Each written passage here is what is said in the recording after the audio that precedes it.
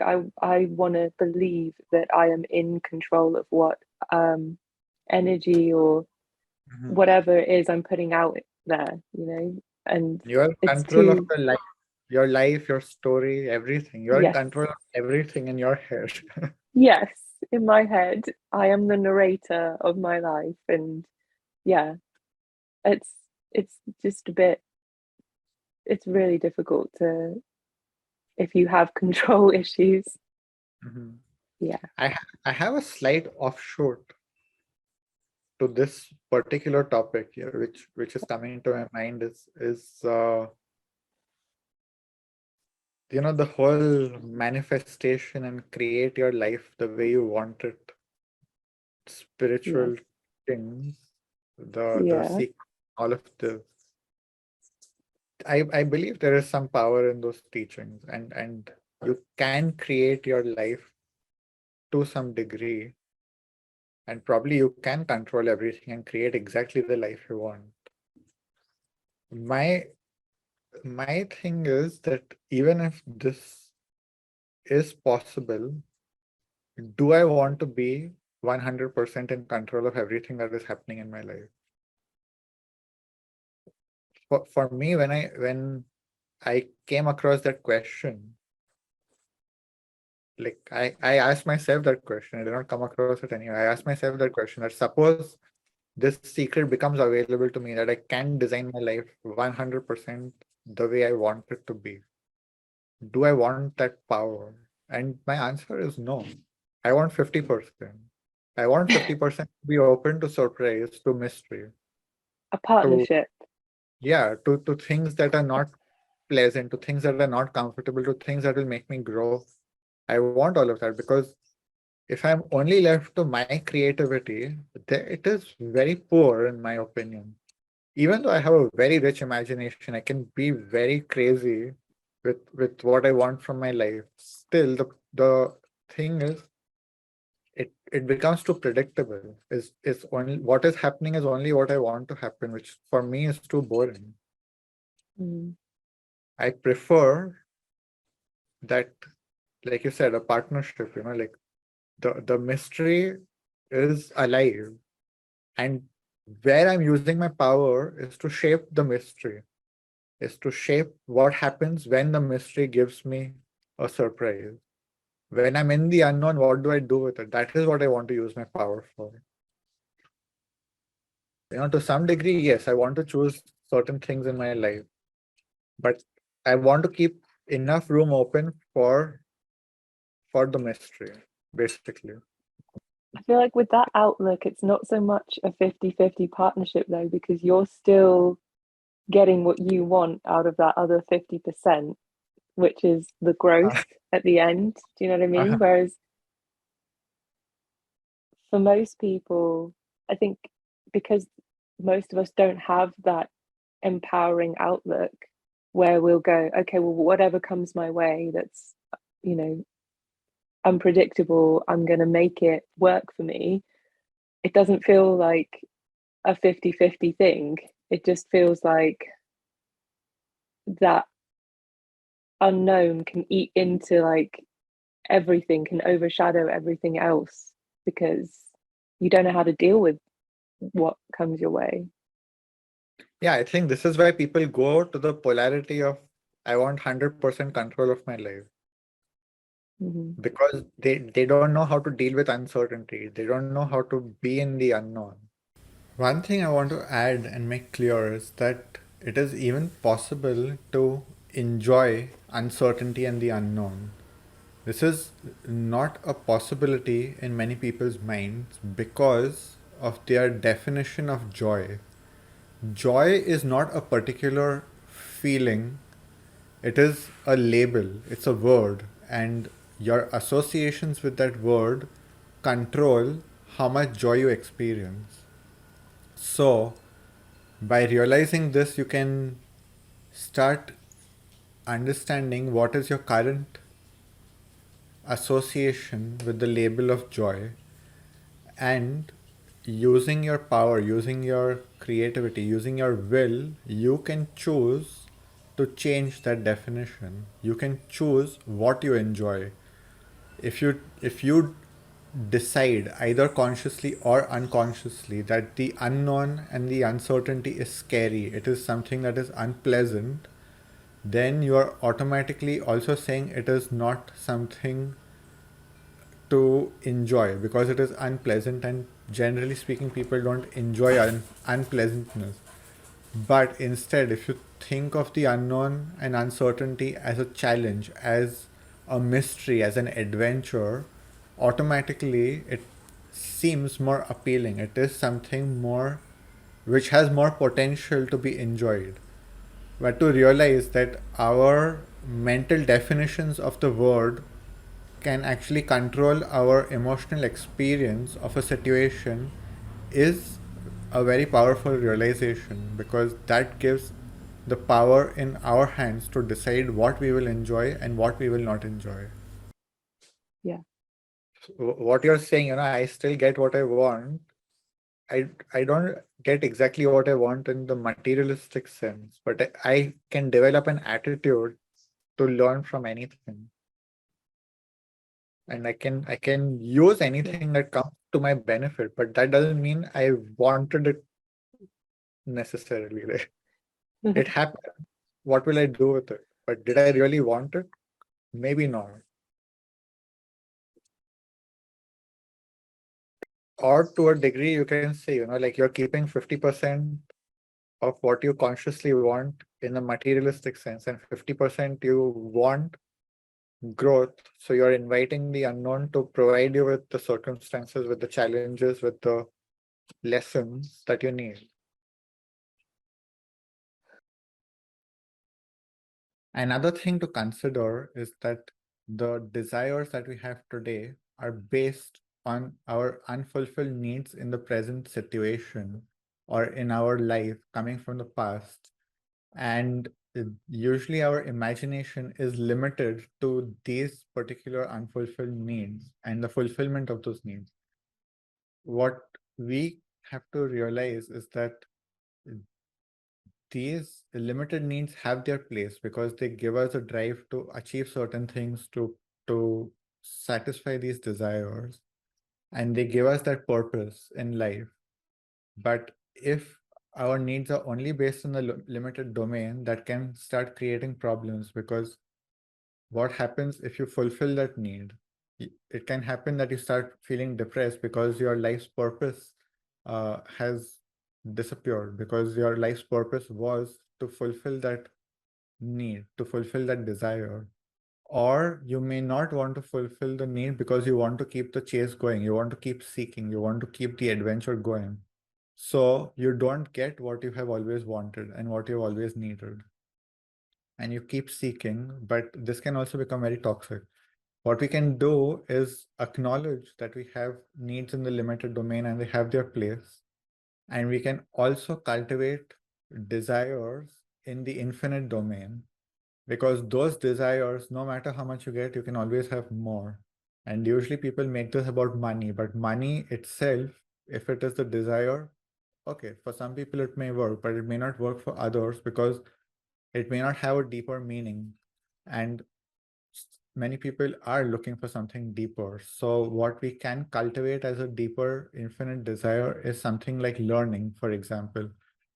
And if learning is not something you enjoy, you can cultivate the attitude, or you have to figure out why learning is not enjoyable, because many people make learning something very heavy, make it very serious. So perhaps it is your attitude towards learning that is the problem rather than learning itself. And I'm not saying learning has to be your goal in the infinite domain. It can be anything. Learning is just an example that I find to be enjoyable. But you can find your infinite goal.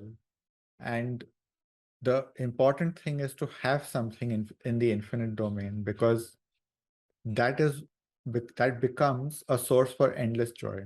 It becomes a source for infinite joy, because no matter how much you have, there can always be more.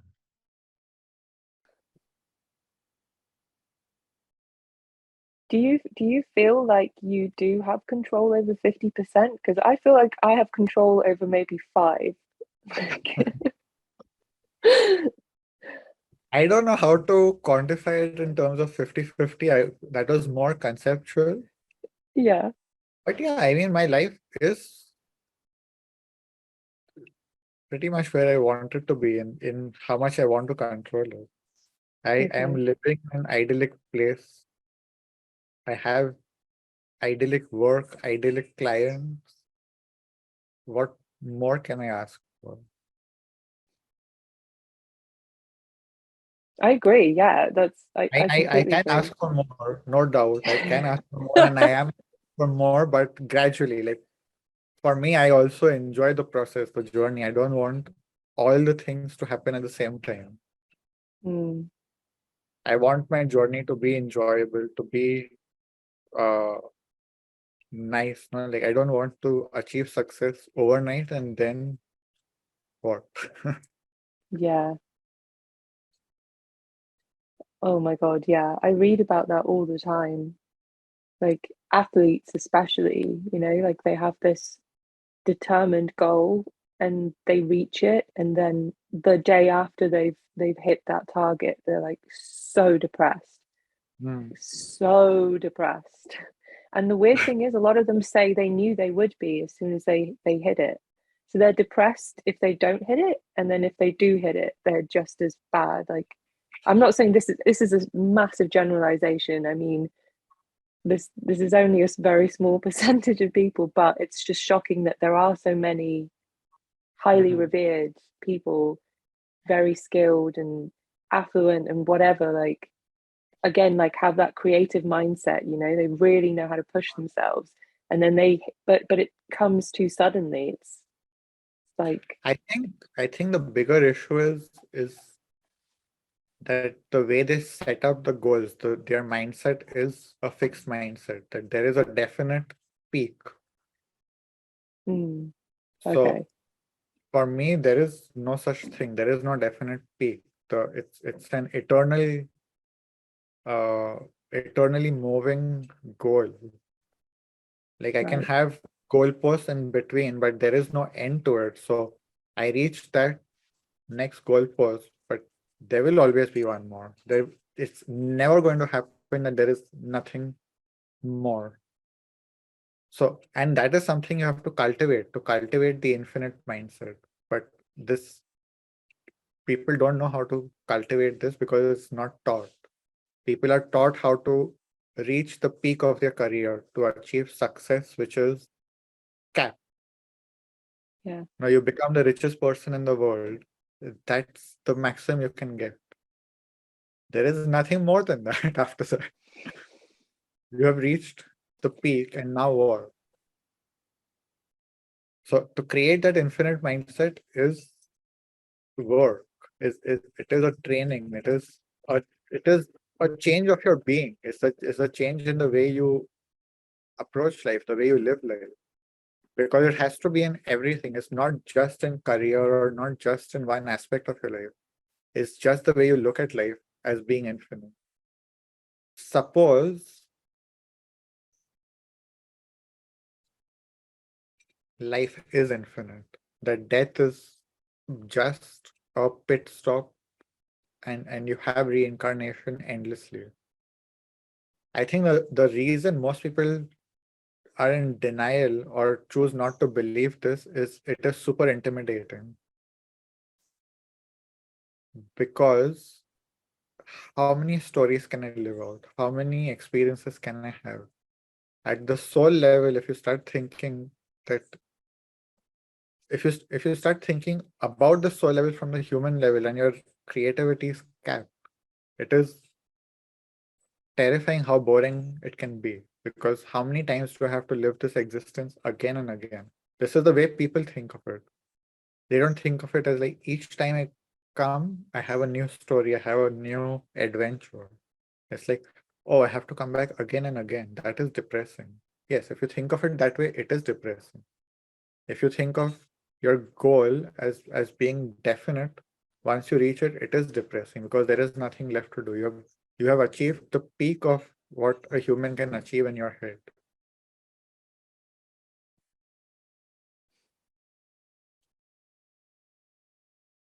yeah. But again, it's like you say this a lot to me about the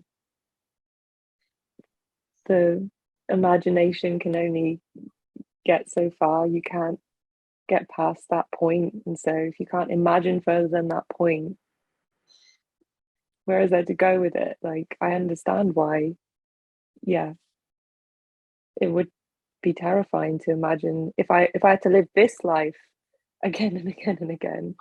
It'd be horrifying. Because people think in that terms that life is just this story that I have right now. I have to do a job. Yeah. I have to take care of my children, and I have to die. Life after life. This is going to be my life. Life after life. That is ultimately depressing. Yeah. Yeah, without a doubt. But if you can have a different story in each life, a different adventure in each life, you change everything. And you don't need to imagine every adventure right now because the world keeps changing. The adventures that were possible in the prehistoric era are very different from, when dinosaurs existed, there were very different adventures available compared to the adventures available in the 1800s, the 1900s, and the 2000s. So, Very true. people cannot think in that way. People think in, oh, life is this. And if I have to come back, it is super depressive.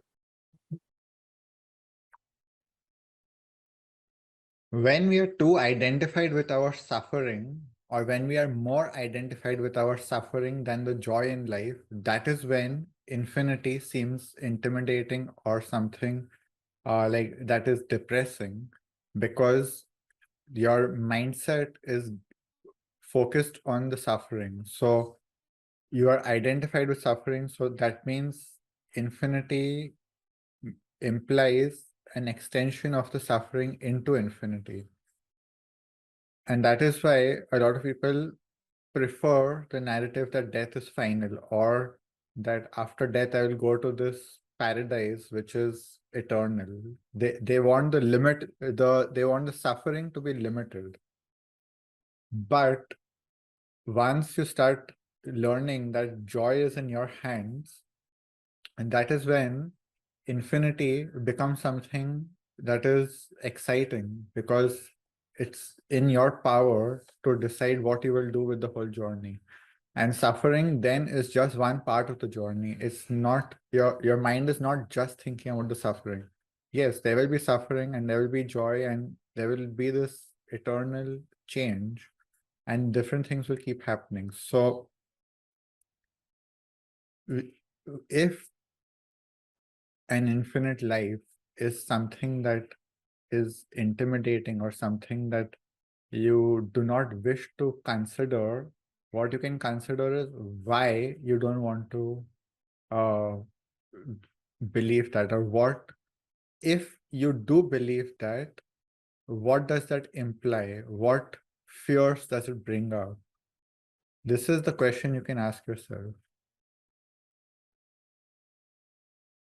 Is it the attitude, the like you said, like the infinite mindset that we need to cultivate, or is it the goal itself that needs changing, or is it both? Because I remember you saying like this is why making consciousness your goal is such a good one to pick, because there will never be an end to it. Like you're never going to reach the Well, ultimate. choosing the goal is part of developing the infinite mindset. It's one part of developing the infinite mindset. So it is not a separate thing. It's just part of the same training of becoming infinite. Right. There are lots of aspects to it. Like I can't go into all of them right now, but there are a lot of fears associated with becoming infinite. When you are in the mortal zone, when you are in the limited zone, a lot of infinite concepts are terrifying. Like one thing that terrified me and had created a big resistance to being infinite was the concept of infinite loneliness or eternal loneliness. Like being lonely in this life is terrifying enough.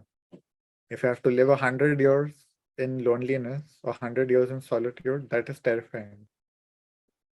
But death is available as the final escape. So even though death is terrifying, it will provide me a relief from this much worse experience. Because if my death is final, if I think of death in terms of terminal, like there is no life after death, then it is very easy to uh, endure the suffering in life. Because no matter what, it will end, right? But if that is not the case, it's fucking terrifying. If I cannot get relief from my loneliness at the end of this life, then when do I get relief? It could go on forever, literally, not just figuratively, not just relatively, but very literally, it could go on forever. This is what terrifies people about hell, right? It's like eternal damnation. So I think this is what compels people to be good or to repress their dark side, is this fear of eternity or eternal suffering or eternal punishment. But what people don't realize is that the infinite mindset is about realizing that everything is a phase. Everything changes. It is literally impossible for something to last forever.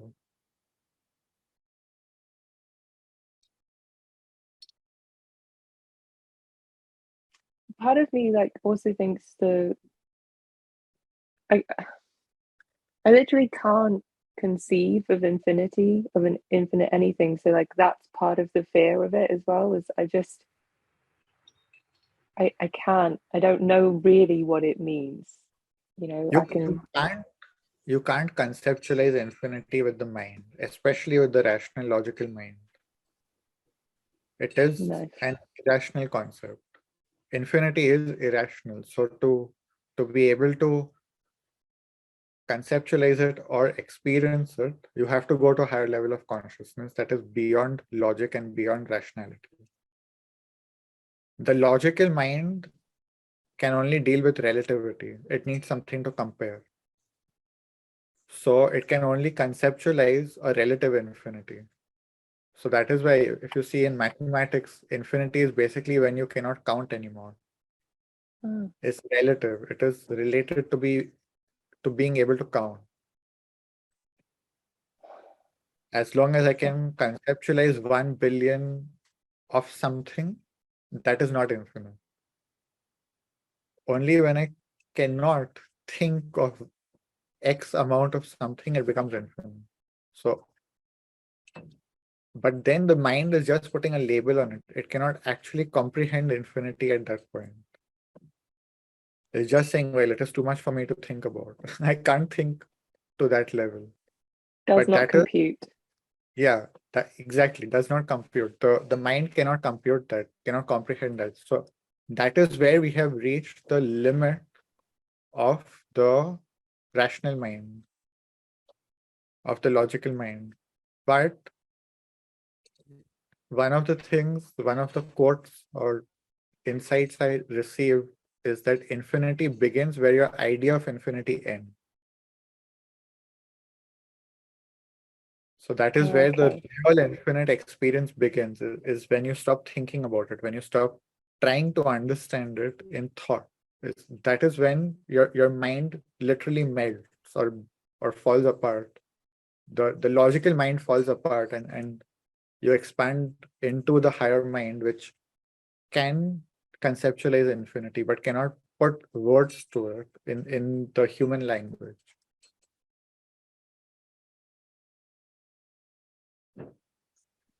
I did not know that. So you can reach levels where you can conceive of infinity. Where you can That's wild. experience, for me, it's more like an experience. You are literally experiencing the infinite Huh. state. That is how you comprehend it, is by becoming it. For me, everything else is just thought. Right. As long as you're thinking about it, you are not it. You're just thinking about it. You're separate from it. So this is what is traditionally called the enlightenment experience, is where your mind dissolves and you become one with the universe. You become one with infinity. You become one with whatever you want to call it, God, whatever. Right. But again, for me, the moment you start putting those labels, you're trying to fit infinity into a box. You're trying to rationalize it. So that's what I said. You can't put it into human language. The moment you start doing that, you're again comparing it to something. Mm-hmm. Mm. Okay, the comparison thing it illustrates that really well for me for some reason. I've never thought about it in those terms before. Mhm. There's something about that makes a lot of sense. The rational mind is based in comparison, but infinites cannot be compared. You cannot compare two infinite values because it makes no sense. How do you compare if one infinity is bigger than the other infinity? Because it is completely abstract. It doesn't have any concrete value that the rational mind can associate with it. This is why you cannot compare things of infinite value. You cannot compete in the domain of love. My love is better than yours, or I love you more than you love me. These colloquialisms exist. People say these kinds of things, but the reality is that how do you quantify love? You cannot, because it is something that is in the domain of the infinite. You cannot compare infinite values with each other. Can I ask you, because I'm assuming you have experienced this? Have you had this experience? Anytime. Yes. How do you, okay, so you have this like mind breaking, melting experience, and you are everything. How do you, what's the day after that like? Like, Well, this is where the Buddhist teachings come from, where you chop wood, carry water, become enlightened, you chop wood, carry water. right. For me, there are lots of experiences that take place after that experience. It can be, you can be in ecstasy for a long time. You can enter into depression for a long time because you come to realize how miserable this experience is in comparison to that experience. You can start chasing that experience. You can become hooked to it. You can start craving it because you don't want to experience the pain and suffering in this reality. So there are lots of attitudes that people can develop from that if they are not prepared for it, if they don't have a good foundation. But once you have developed a good foundation and you start going towards those experiences, you start realizing what happens is a shift in perspective, is a shift in your attitude in the way you live life. That is for me the most important part of it. Is for me, enlightenment is just the first step of the journey. It's not the destination, it's the beginning of the journey. Like it can feel like a destination, which is why people start chasing it and start thinking, I want to be there. And like literally yesterday I received an email from someone saying, I want to annihilate my ego and live in this transcendent state. And for me, that is nonsense. For me, that is the kind of thinking you will have when you don't have a strong foundation, when you have not developed your consciousness. You want to escape from this reality into that reality, thinking that the two realities are separate. When you have developed the foundation of consciousness, you just start realizing that it's a fluid experience. It's not that state and this state are separate. They are all interconnected, and you're flowing from one state to the other, and they are just informing each other. They're just like that is literally, I'm describing what the infinite experience is like. It's like it's not this or that, it's this and that. that is happening and this is happening. Mm. So yes, So it's ridiculous to try and chase it. yeah, because that is when you're trying to get out of yourself into something else and thinking that this is not part of that. Mm. So this is part of the infinite experience, literally, right? Infinite, if we say it is all inclusive, then this is not separate from it. Mm-hmm. But the thing is, a lot of people trivialize it into these, these statements of like, you are one with everything. You don't need to chase it. If you just say that intellectually to someone, you kind of diminish that experience also, because it's easy to fool yourself with your thoughts and say, well, I am here, I am enlightened, I don't need to do anything else. But there is a very different state of consciousness in which you are literally fluid while you're experiencing this life. You are connected to that domain. For me, that is what I call the infinite zero experience. That is the state of consciousness. Is you are there and here. It's not uh this is enlightenment or that is enlightenment. It's an experience of all states, of both states.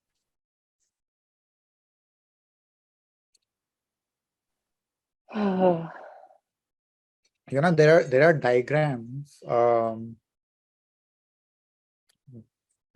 which are done from brain mapping the brain in different states of consciousness by measuring the electrical output. And basically, like there are some different states of consciousness, like alpha, beta, gamma, theta, and delta. And in our waking consciousness, we are in beta state. When we are sleeping, we are in theta or in delta. And alpha is when you're daydreaming, and gamma is when you're in a very heightened awareness, which can be like when you're in anxiety or in the state of insight. They both have the same level. So what a lot of people are trying to cultivate is one particular state. I want to be in theta or I want to be in alpha all the time, because that is a state where you're insightful. Or I want to be in gamma. They want to cultivate one state. But the enlightened state is like a sphere in which all the states are balanced. So you have healthy amount of all five states active. Not I am in beta only, I am in theta only, I am in delta only.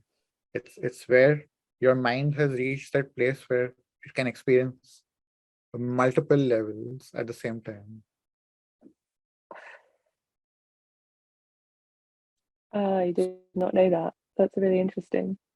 So for me, that is what I am training towards. I want to live in that state where it is not separate. So for example, we talk about visions, like people have visions when they do psychedelics or when they take sacred plants or in their dreams or when they're meditating. And the belief is you have to keep your eyes closed, especially in meditation and in sober states or like non-induced states. You have to keep your eyes closed to have vision. But it is entirely possible to have visions with your eyes open. You can be seeing two televisions at once. It's like these eyes are seeing one television, and in the back of your head is playing one more television at the same time. That is when you have theta and beta active at the same time. I'm really glad you explained that, because that was going to be my question, is how can you be in sleep mode and waking beta at the same time? That The thing is, right. we are calling it sleep, but it's not sleep mode. It is the state your mind enters when you are sleeping generally, but it's not sleep mode. We don't have to put that compulsive association. Right. It is common during sleep, but it's not only accessible during sleep. Evidently, yeah. Yeah. Yeah, and there are lots of studies on this, a lot of measurements that are taken with devices which are measuring brain activity. It's really fascinating as well, like when you mentioned that gamma is associated like in both the state where you receive a lot of insight and high anxiety. Like Yeah, you would think like, that those are diametrically opposed, but more than insights is actually the state more commonly associated with channeling. When I say insights, is insights at that level where you're accessing the genius zone. So you can have your daydreaming insights, which are one level of insights, and then you have your gamma level insights, which are more in the channeling zone or more in the genius zone. But yes, it is also where you enter when you're in high anxiety. But it for me it is logical, because when you're in high anxiety, if it is not toxic, if it is not unhealthy, there are logical or appropriate times to enter in high anxiety when you're dealing with a novel situation, when you're dealing with a situation that needs your full attention and your full creativity, and needs you to be resourceful and finding us a quick solution. So you enter in gamma. So it is like a survival mechanism. Is I need a way out. I need an idea to get out of this state, that is this situation that is producing this anxiety. So that is when you enter there in survival mode, but you can also enter there intentionally. That is wild. But yeah, that's crazy that it's all of the states in balance. Like it makes so much sense because obviously balance is like everything, the key to everything. But I can't imagine being able to like be the same amount of each state at the same time. It's not the same amount exactly. That's why it's a sphere. It's like Oh, okay. some of them are lower and some of them are wider, but they are as much as is required for you to be functional in your everyday life, but still be in a state of insight and connectedness. Mm. So it is like not about being equal, but being in a healthy balance. Right. Because if you have too much delta activity going on, yes, your brain is going to sleep, or it is in deep sleep. But if you have just a little bit, it is where you're getting the deep insights, the deep connection to the universe. Yeah. And I feel like restoration, like delta is also associated with rest and restoration. mm, yeah, of course. These are the things that make you joyous in a fucked world. These kinds of states of consciousness, this way of thinking, of being infinite. That is what Mm, makes you joyous in a fucked world, because you realize it's not the end, it's not limited, it's not only this.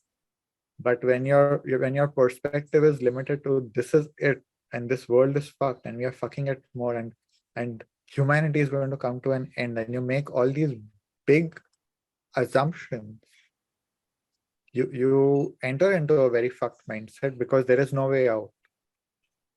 The only way out is to recover this fucked world.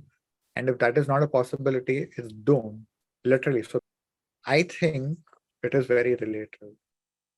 Like this is what we are talking about. The development of higher states of consciousness is not about being in denial about what is happening in this world.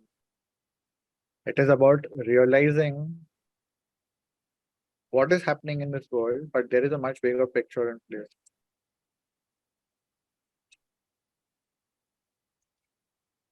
what what about for the atheists out there? Is it possible for them to navigate this world in a joyous state if they believe that this is it? No, there is atheism is simply saying that God doesn't exist. It doesn't mean that life doesn't exist after death.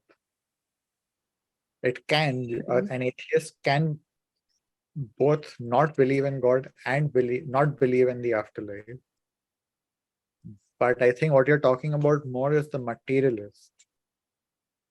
The materialist Yeah. is the one who believes that life is only connected to matter, and there is consciousness is not a separate thing, and this is it. Like you live, you die, and you go and go into the grave.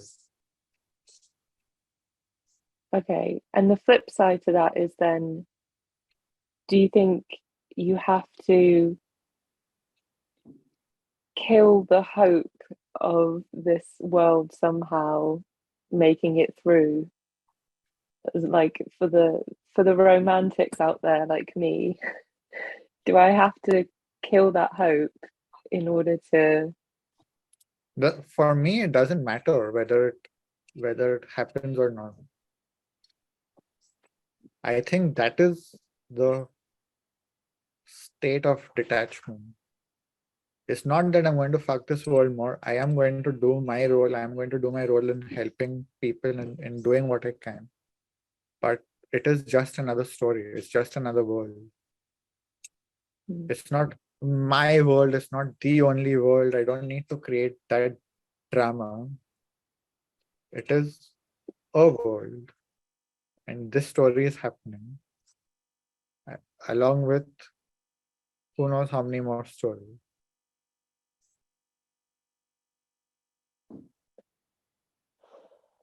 I think there are several concerns here is that people feel if there are other worlds and other lives, and if I die, I can just go to another planet. Why bother with this?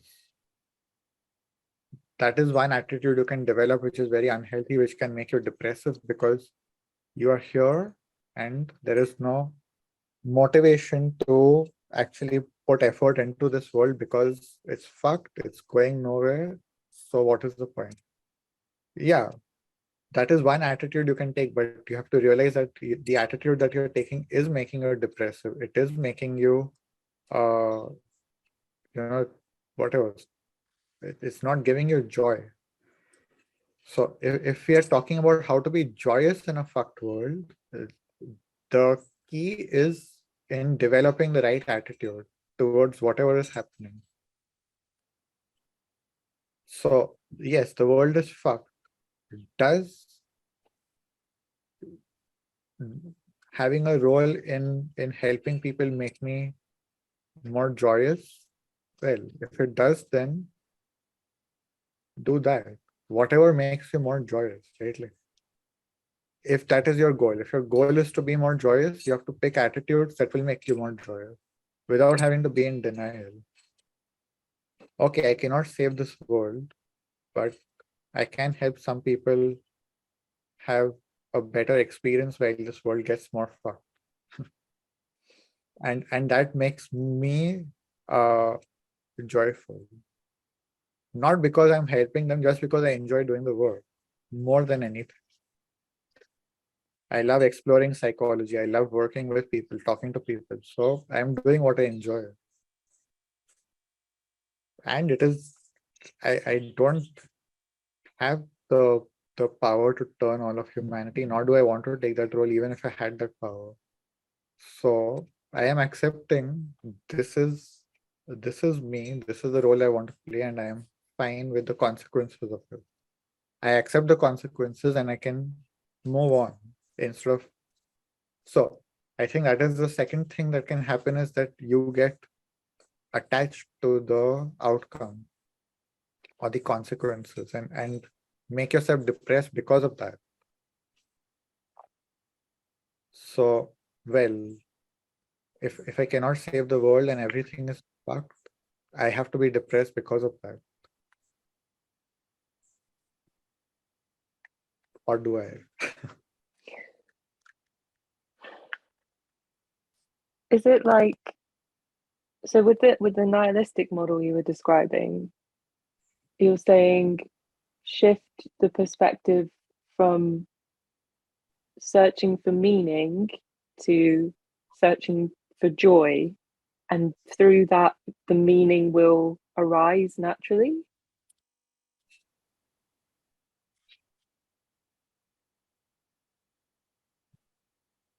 Why is there a need for meaning? I don't think there is, but I think that when you're in a state, when you're like in a nihilistic state, without meaning, like I don't know if you can even make joy your North Star because you're just in this like, you know, nothing has meaning. What's the point in making joy my aim? The point is that I am depressed. That is the point. The point is that I am not enjoying life. The point is that I am feeling uh, all these feelings. That is the point. I am resistant to make it about a higher purpose or a higher meaning because that is where people start going into this missionary mindset. It is my mission to do this and my mission to do that, and my mission to save the world will give me joy. Or my mission to save or help people will give me joy. It doesn't have to be a mission.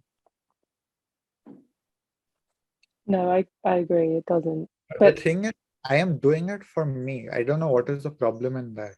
I'm doing it to make myself feel better. People think that is selfish. Okay. I don't think it's selfish. And I think, Even if it is, what is the problem?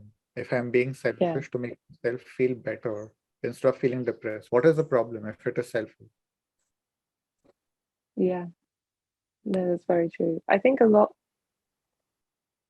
it's that age-old saying of like, you know, you can't, how can you help someone else if you're in that way? You can't. If you're depressed and like severely unhappy with your life, I don't really know how you can help anybody else to begin with. So you might as well start with yourself and work your way from there. But I just feel like it's not so much that I think we need a higher purpose as such, but or a meaning. It's just we need some. I like the fact that you're just like not fussed about meaning in general. But for me, I feel like we're like meaning making machines, and it's just how we're wired to some extent. So when that gets taken away, I don't know if you can get to joy without meaning, but it sounds like you can, and that's what I'm finding interesting. You're saying like focus on the joy aspect, and then you will build a meaningful life through your joy. So when you say why, you're talking about purpose, like what is the purpose of seeking joy? Is that the question?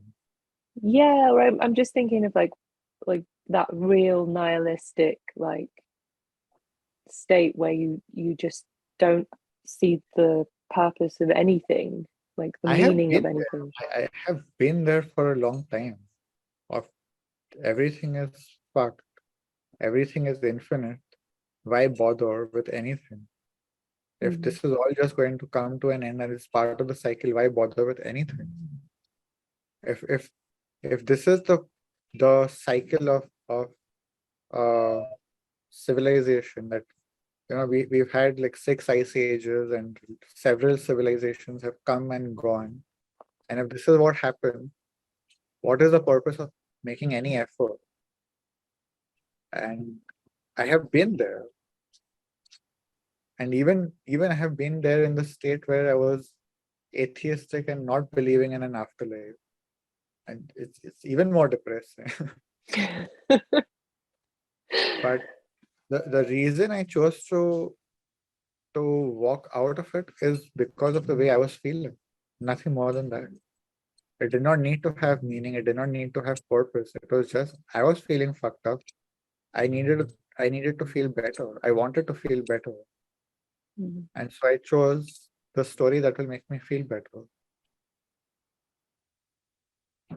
So for me, it doesn't matter whether the story is real or true, or if it is a bullshit I've made up in my head. To some extent, it doesn't matter because finally, these are my options, and this is what is making me feel better. For some people, that is God, and it's fine. If God makes you feel better, okay. The what people don't realize is that whatever story they are choosing is a story.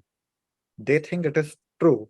There is no afterlife. They proclaim it as the truth, but it is a story, and it is a story you are choosing, and that choice is having consequences on your mental and emotional health. You don't have definitive proof of anything. So why not choose a different story? Acknowledging that it is just a story and acknowledging that it could be untrue and there could be uh, proof in the future that changes things. And at that time, I can adapt and figure out how to feel joyous in that state, in that story. To be joyous is you have to cultivate the state in this world. The way you cultivate it is not allowing the stories to block you. The stories have to be a tool. They don't have to be a way to harm you.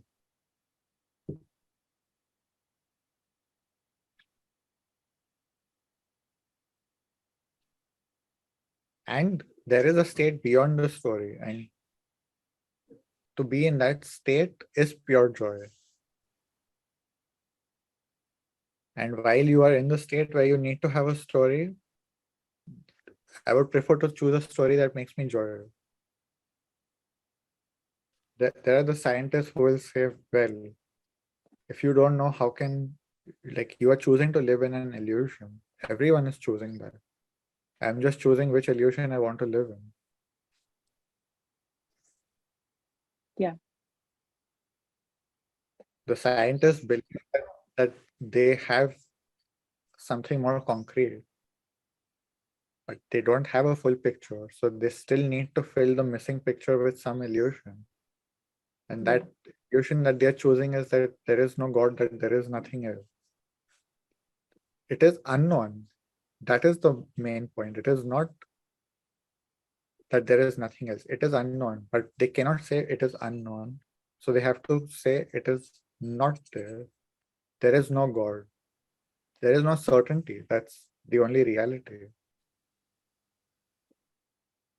And there are, like, I am being very simplistic right now, but the stories that I have in my head are uncertain stories. They're not certain stories.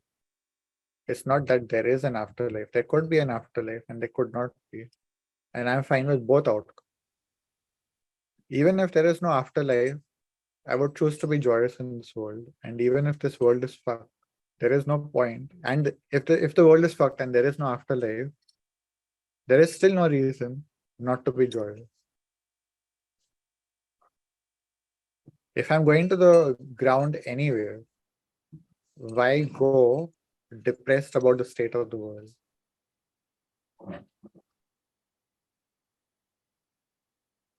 I'm not saying be in denial and don't feel sad about things that are happening. But there is always more to the story. There is always more to the picture. When we enter into depression, it is because you have selected a very specific story and don't want to see beyond that. When you can see the full picture of whatever is available, it is balance. There is beauty in this world and there is a lot of chaos and mess and darkness, but it's all there.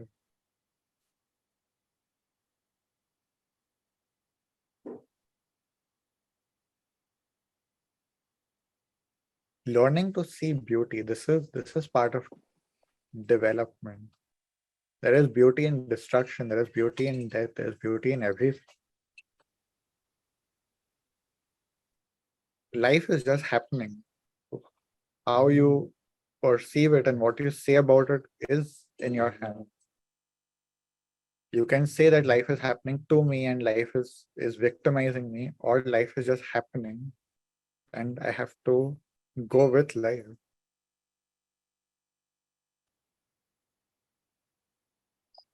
Yeah, I think that helps with the joy factor a bit.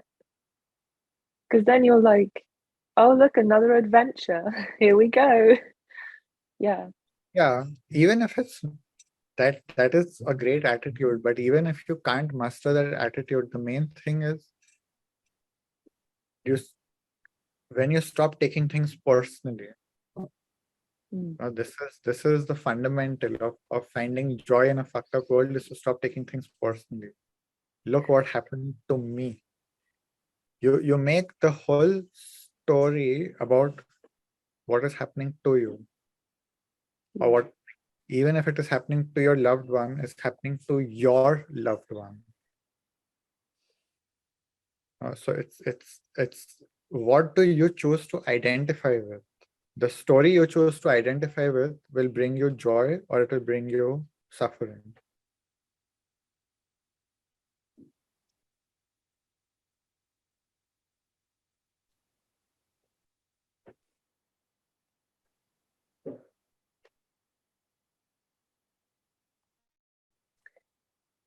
If in the moment of being buffeted by yet another wave, life wave, you can't step out of your story, what do you do to like not get sucked in further, or pause, or I don't know, like, you know, when you're just in that mindset where you're just, you can't see out, you can't break frame enough to kind of go, oh, I'm doing it again. I don't know if there is a solution there. The solution Oh. the solution is to wake up, have consciousness, and realize I am being a victim once again. That I am telling myself a story once again. Mm. Or to start asking, what is the story I'm telling myself that is making me feel this way? What am I saying to myself right now? But these are all tools that can only be applied if you have the consciousness to apply them. To be even able to ask that question, what am I doing? What am I saying? That requires some degree of consciousness.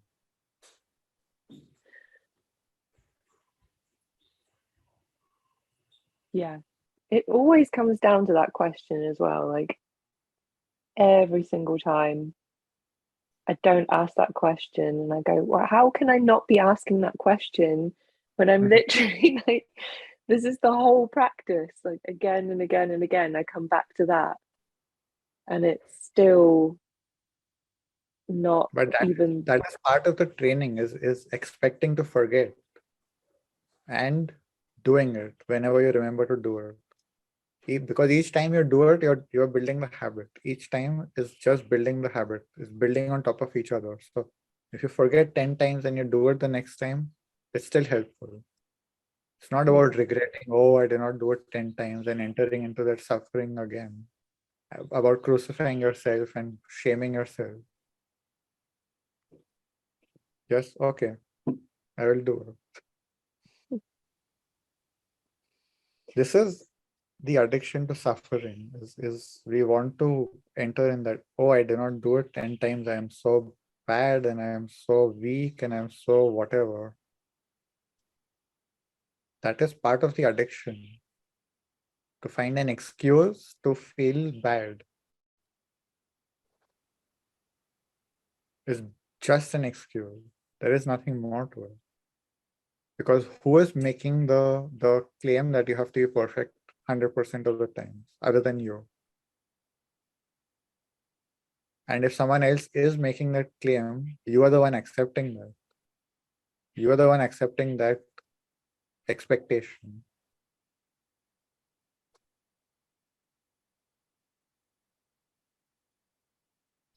These are all the ways in which we are choosing to kill the joy, because we are participating in things which are not joyful. And this has to be made very clear. It's not about being positive all the time. So it's not about denying the reality and just saying everything is so beautiful. But joy is very different from happiness. And allowing those other states creates more joy. Like, I'm not saying it is perpetual 100% joy, but the variety is what creates more joy. For me, Mm. joy is in the movement, is in the variety. Is that I can fight a little bit, I can be angry a little bit, I can be sad a little bit, I can be happy a little bit, I can be this, everything. It's the full human experience compared to only being right all the time or only being happy all the time or So only being okay all the time. are you saying to some extent you can't be a joyous individual without a fucked up world? To I some believe extent. I believe that, and I don't even believe that the world is fucked. The world is the world. The story of the world is going on, and it is in the bottom wave right now, and the wave will come up and then it will go down again. And the waves are happening in different cycles of time. So you have short waves and you have very long waves and you have much longer waves. So we are experiencing all of those fluctuations.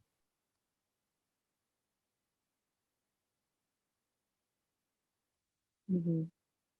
But yeah, like right now, there is a generally speaking darker cycle going on, but that doesn't mean that there is no beauty. That doesn't mean that there is nothing to enjoy. But people will choose to focus on not enjoying in general. Well, yeah, that seems to be another story that a lot of us are addicted to, is telling ourselves that there was like a golden age and then Ah, picking a decade of just like you see this a lot with older generations when they do the back in my day we didn't have mean politicians, our politicians didn't ever lie, and no, children, they they just were went well for behaved. world war.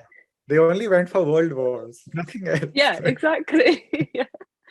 But like it's not even just older generations though, like I see it in my generation all the time, constantly people have this weird story in their head of like this, it wasn't this bad before, it's only like we have to believe that we are in the worst of it, like Yeah, you I know the think I generations. spoke about this like nostalgia being a drug, right? I think either we spoke about it, maybe I spoke about it with Sushil in that episode. Somewhere it was discussed. Yeah, that there is this nostalgia drug that Yeah, we are addicted to.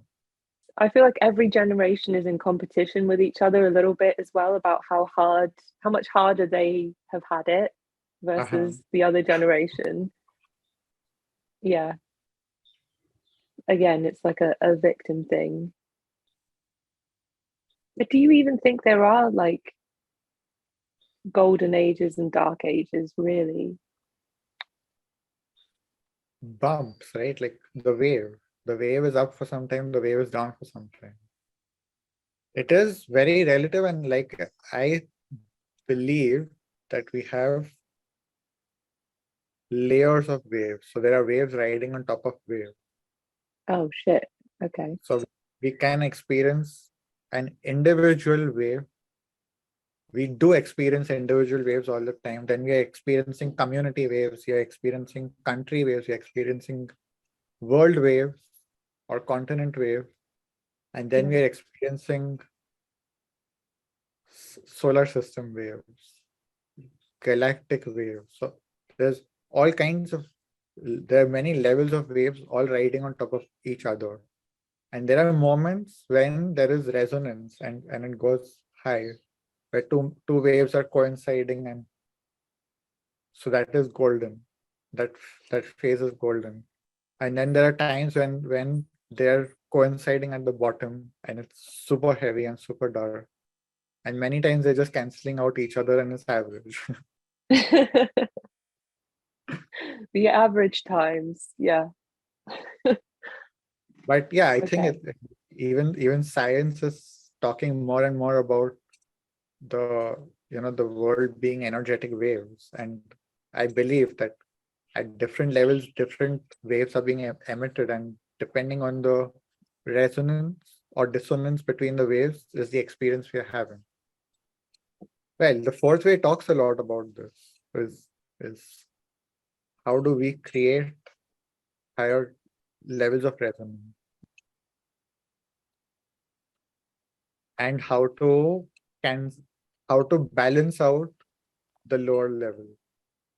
Like when the lower wave comes in a more general cosmic sense or planetary or cultural sense, what can I do to balance out that wave?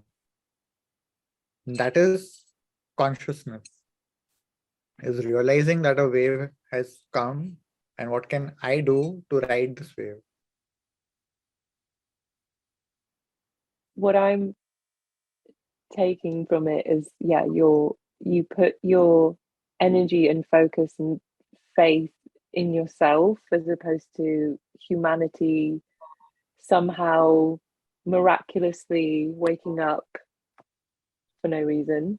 And The faith is a very good topic.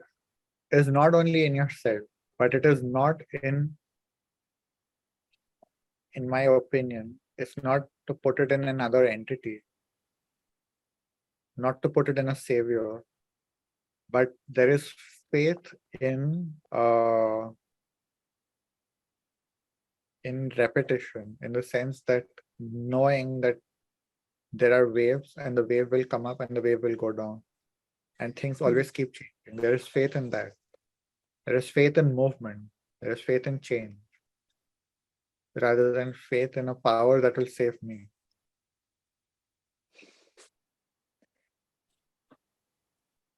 For me, that kind of faith is more objective because it is dissociated from a story. It is something that is very observable, something that is happening all the time. We are seeing the story keeps changing. We are seeing the waves keep coming. The ocean, as far as we know, is not going to stop having waves ever. I do think that's a beautiful way of looking at it, like putting your faith in nothing can last forever, and it's got like the flip side of the anguish and Mhm. the joy of that. Yeah, this too will pass. Mhm. Yeah, outlook. Yeah.